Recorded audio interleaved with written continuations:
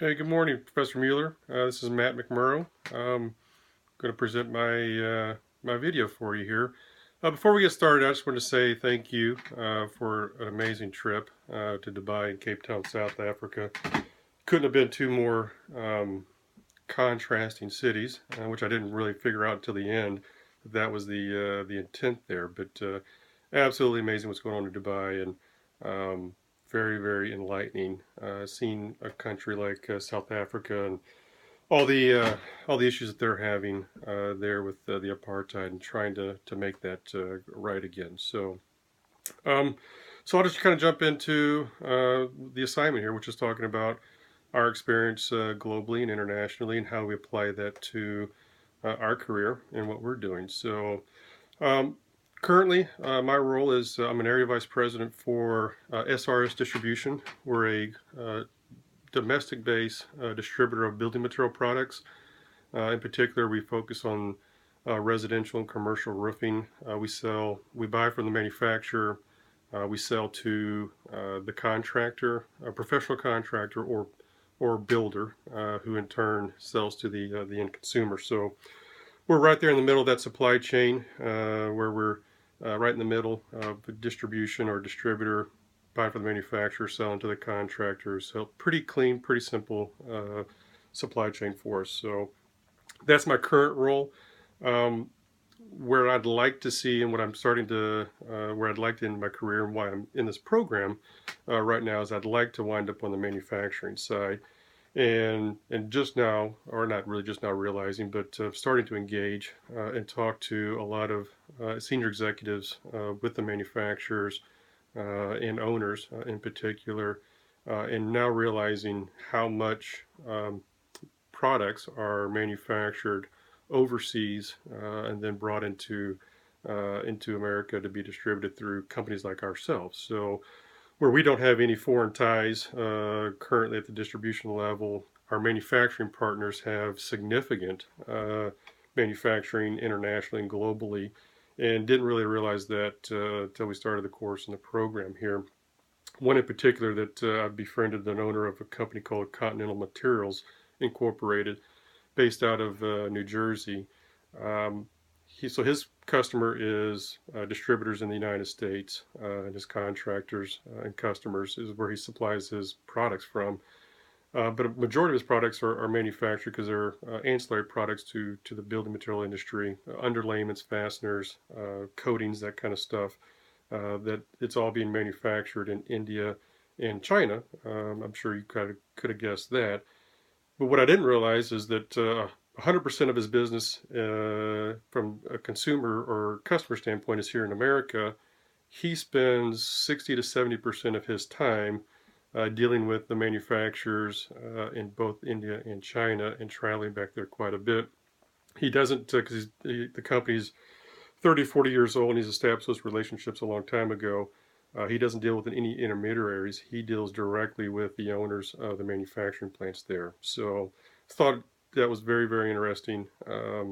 So it was, and I've befriended him and really starting to kind of rely on him to get some of that experience. So uh, some skills and resources that I think that I certainly need now, that I thought I probably had before, but now realizing that I don't, especially on the contract negotiation side.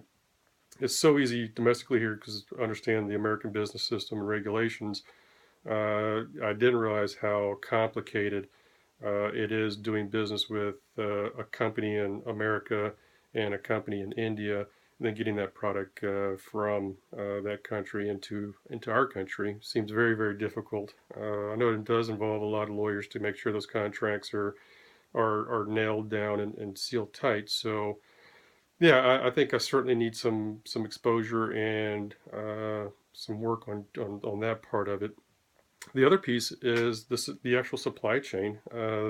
I thought that was very interesting with the Mondelez presentation, how difficult it was getting his product in all the different countries that he was manufacturing in and trying to navigate that supply chain. It seemed to be one of the biggest barriers for him to get it to the end consumer, which is the end result there.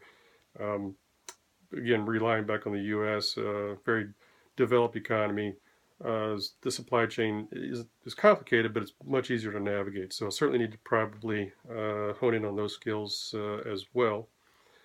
So when I think about defining the gap between where I'm currently at and where I want to be, the biggest gap would be I spent my whole career, 18 years, in the distribution side of the business, and transitioning to the manufacturing piece, which is always where I wanted to end up, but haven't had the opportunity, is one, obviously completing this program, which is why I started this. I'm assuming I know a lot of my classmates are in the same position where I am, where they want to transition into a different career path.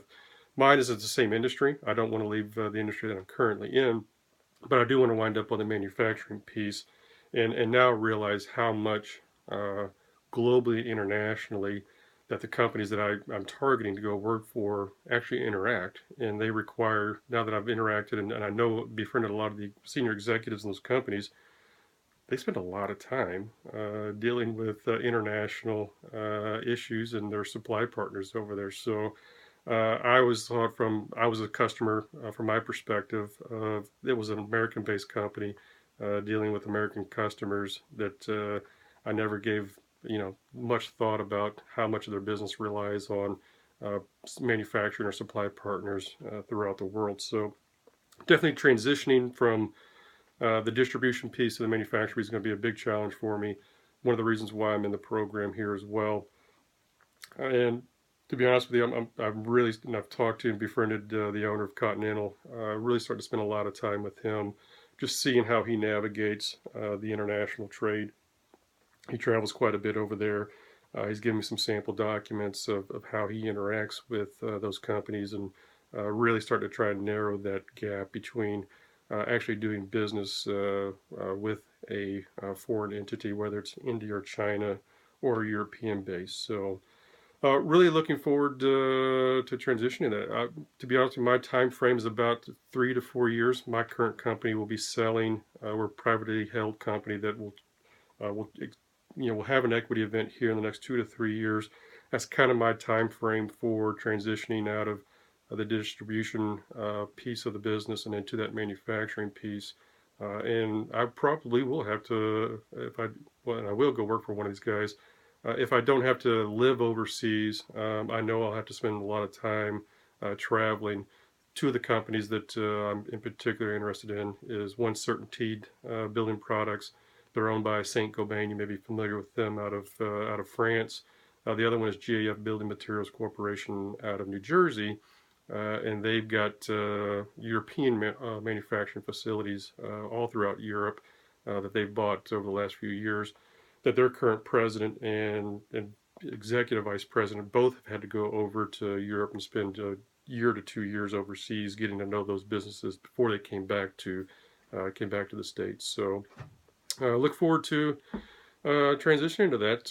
I will say that your course was absolutely the most entertaining and enlightening. The company I probably enjoyed the most that related to exactly what you were talking about was the Westgrow in Cape Town, South Africa. Seeing how a guy with an idea in South Africa was able to contact the U.S. Commercial Services, who put him in contact with a manufacturer out of Louisville, Kentucky, and within a short time period was able to put a business plan and a whole company together that seems to be doing very, very well, expanding rapidly.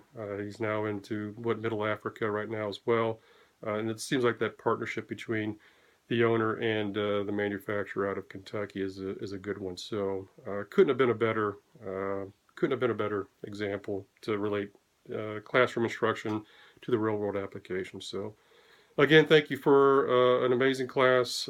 Thoroughly enjoyed it. I'll see you hopefully next semester with the group one or year one students. And I'll be following you on the Facebook as well. Thank you.